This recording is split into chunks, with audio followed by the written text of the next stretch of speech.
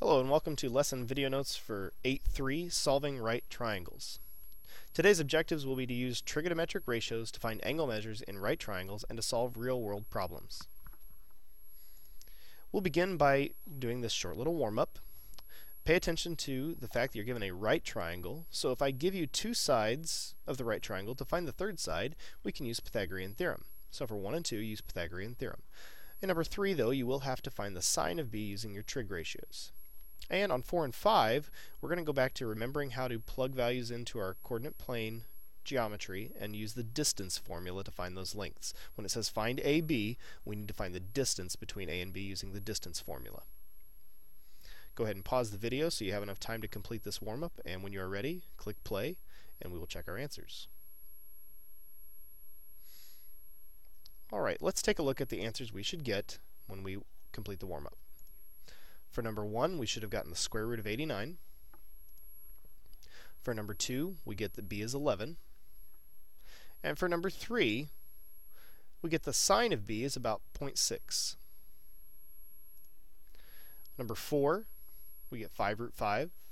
And number 5, we get the square root of 65. Alright, let's take a look at the examples in our lesson. We're going to start off by it being given a triangle where all three sides are given, but using a trig ratio, we want to identify which of these angles we would call angle A if the sine of A is 8 over 17. Now you'll notice none of these sides measure 8 meters or 17 meters, so we will be dealing with a fraction that is equivalent to 8 over 17. Remember, sine is the ratio of the opposite leg to the hypotenuse. So the leg opposite angle 1 is 27, the hypotenuse is 30.6. When I write that ratio, 27 over 30.6, that's about 0.88. But if I call angle 2 my reference angle, the leg opposite angle 2 is 14.4, and the hypotenuse is 30.6. That ratio, 14.4 over 30.6, is about 0.47. Which one of these two would equal 8 over 17? Well, if you divide 8 by 17, you realize that that is also 0.47. So the sine of angle A must be the sine of angle 2. So angle 2 is angle A. Why don't you use the same diagram and try and find which angle would be A if the tangent of angle A is 1.875. Alright, you'll notice that we're dealing with the same triangle from example 1a. So we will recall that the tangent ratio is the opposite leg to the adjacent leg. If I call angle 1 angle A, opposite leg is 27, adjacent is 14.4. But if angle 2 is angle A, opposite is 14.4, and adjacent is 27. Well, our ratio is greater than 1. So the numerator of the ratio must be the larger of the two numbers. So angle 1, you'll notice, gives me a tangent ratio of 1.875.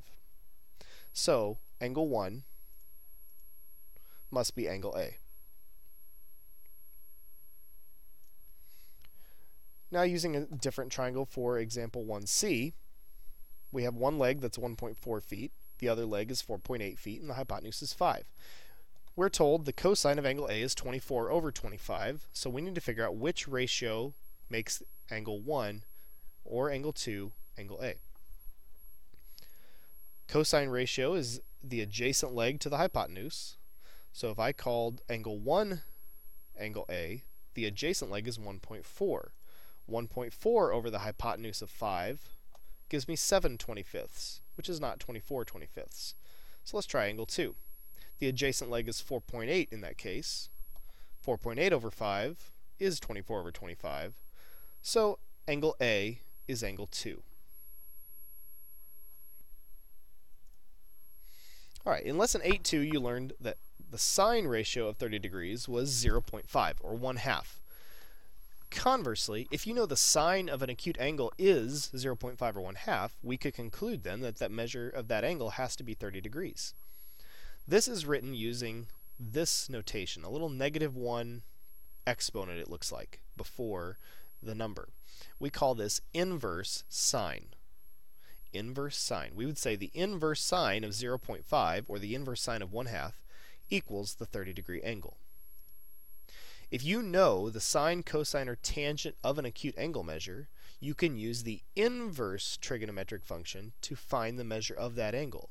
So if we know the ratio already, if we know that decimal answer, we can work backwards to find the angle measure using these inverse trig ratios.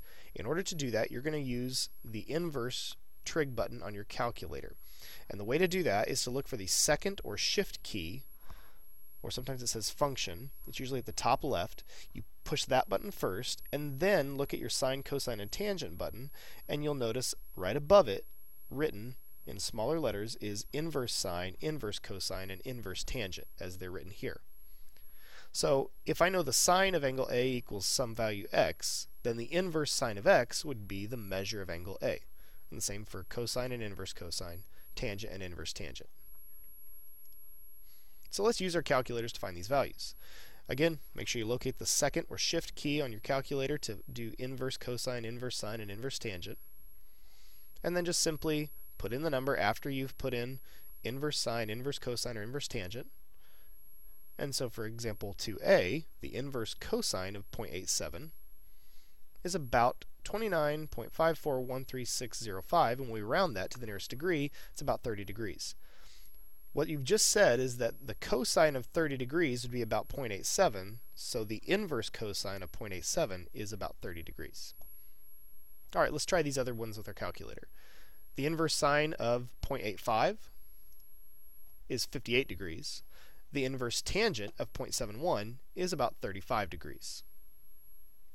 Why don't you take a minute to check your answers on D, E, and F by completing these with your calculator. When you are ready, continue the video, so make sure you pause if you need more time. Alright, let's see what we get. On part D, the inverse tangent of 0.75 is about 35 degrees. Part E, the inverse cosine of 0.05 is about 87 degrees. And part F, the inverse sine of 0.67 is about 42 degrees. Okay, now the sentence that I've written in red needs to go in your notes. If you haven't filled this in yet, it's not a highlighted vocab word, but you do need to make sure you write it in. So pause the video if you need more time to copy this down. But solving a right triangle is using given measures to find the unknown angle measures or side lengths of a triangle. Again, solving a triangle is using the given measures to find the unknown angle measures or side lengths of a triangle. To solve a right triangle, you need to know two side lengths or one side length and acute angle measure. So let's take a look at example 3, in which case we will need to solve this right triangle. You'll notice you are given 6 blanks in your note packet. We know 2 of those blanks already. Actually, we know 3. We know the measure of angle S is 90 degrees, so go ahead and write that in. We know the length of SR is 5. We know the length of TR, or RT, rather, is 5.7. So, the first method in finding the other angle measures is going to allow us to first find ST using the Pythagorean theorem. We know 2 out of the 3 side lengths. We can always use Pythagorean theorem to find the third side. So, plug in those values. For RT, we can plug in 5.7. And for RS, we can plug in 5. So, finish this out using the Pythagorean theorem and tell me what you get for ST. You may need to pause the video if you need more time. Okay, if you're ready to continue, we should get that ST is the square root of 7.49, or about 2.74. So we can write that in that blank. Now that we've known all 3 side lengths, we're going to use our trig ratios, or our inverse trig ratios, to find the angle measures for R and T. Here's what I notice about angle R. We are given information about the adjacent leg to angle R and the hypotenuse. Since I'm given adjacent and hypotenuse, I want to use cosine. If you remember, so ka toa, C-A-H, tells me that the cosine ratio is the adjacent leg over the hypotenuse. Therefore, the inverse cosine of that 5 over 5.7 ratio would have to give me the measure of angle R, which is 29 degrees when you plug that into your calculator. Since I know this angle is 29 degrees, all I have to do to find the third angle is take that 29 away from all 3 angles. But one of the angles is a right angle. If you'll remember, the two acute angle measures in a right triangle are complementary. So really, all I have to do is take 29 degrees away from 90 to find the measure of angle t. So the measure of angle t is 61 degrees. So we should have all blanks filled in. The measure of angle r is 29 degrees. The measure of angle s is 90 degrees. And the measure of angle t is 61 degrees. SR we are given as 5. RT we are given as 5.7, and then we found that ST was about 2.74. All right, there is a second method for this, and I'll go through this a little more quickly. We could find that angle measure first, and then once we know the other angle measure, we could use our trig ratios to find the missing side length. I think the first method is a little bit easier using the Pythagorean theorem. However, in example 3b, we notice a problem in which we cannot use Pythagorean theorem right away because I only have one side length given. But if you'll remember back to our previous lesson, if I know one side length and one angle measure, I can find the other side length or side lengths using the trig ratios. So we can notice right away the measure of angle E is 90 degrees. You can fill that in. The measure of angle F is 58 degrees. You can fill that in. And we can find the measure of angle D by just taking that 58 degrees away from 90 and getting 32 degrees. So there's the measure of angle D. So we have all the angle measures of our triangle now. And we know that DE measures 14, so we can fill that in. We just have to find the other two sides. So I'm going to use the tangent ratio to find EF. We could use cosine to find DF, the hypotenuse, but I'm going to use tangent instead. And I just happen to pick that using this 32 degree angle at D. The 14 is the adjacent leg. EF is the opposite leg. So the tangent of 32 would equal EF, or x if you want to call it x, over 14. Opposite over adjacent. Well, we just need to multiply both sides by 14 then, as you'll see here. So EF equals 14 times the tangent of 32, which is about 8.75 when you plug it into your calculator. Since I know EF is about 8.75 and DE is 14, I can use Pythagorean theorem now to find DF. When I plug those in, DF squared equals 14 squared plus 8.75 squared.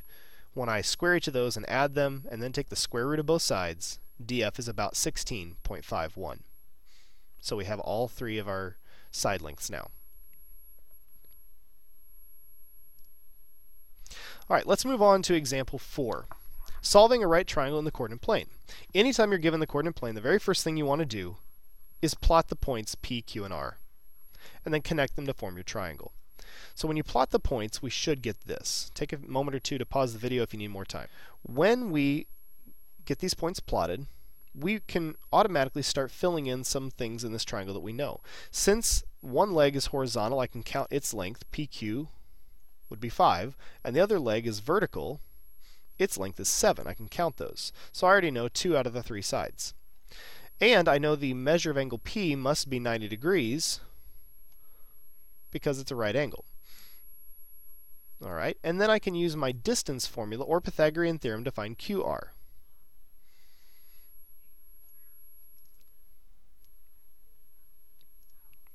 So QR is about 8.60. So I know all 3 sides now. PR is 7, PQ is 5, QR is about 8.60. So to find the angle measures, remember these are perpendicular, so that must be a 90-degree angle. And to find the other angle measures, I'm going to use tangent, and I'm just going to pick angle Q to start with. I'm going to say the tangent of angle Q is the opposite leg measuring 7 over the adjacent leg measuring 5. So I'm going to do the inverse tangent of 7 over 5 to find out that the measure of angle Q is 54 degrees. And remember, the acute angles of a right triangle are complementary, so I take that 54 away from 90, and I get the measure of angle R is 36 degrees. So R measures 36 degrees, Q measures 90 degrees, and P measures 90, Q measures 54. All right. The rest of our examples here, 5, 6, and 7, we're going to work on those in class, but I want you to try and take a look at them and see if you can find a way to find the missing information in those triangles using the trig ratios and inverse trig ratios we've used so far.